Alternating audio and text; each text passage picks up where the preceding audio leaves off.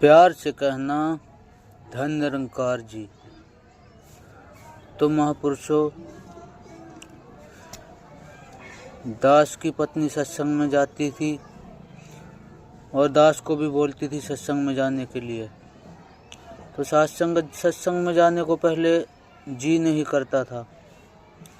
तो सत्संगत ऐसे ही सत्संग में जाना स्टार्ट किया और सत्संग में जाने के बाद कुछ समय बाद ज्ञान लिया।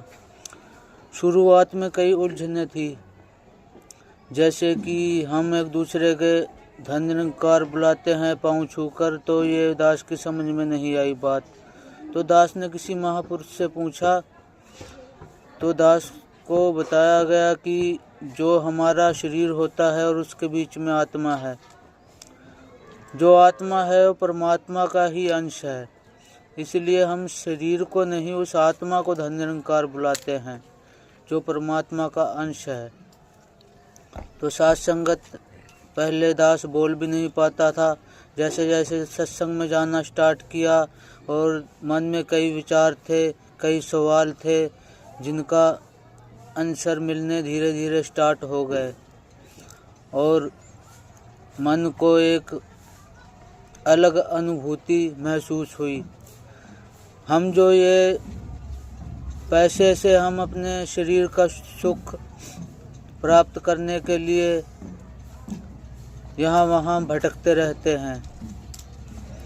पैसे से शरीर का सुख तो मिल जाता है महात्मा जी, पर जो आत्मा का सुख है वो सेवा सिमरन और सत्संग से ही मिल पाता है। दास को सत्संग में जाते हुए कुछ ही महीने हुए हैं, तो सत्संगत मन में एक अजब सी,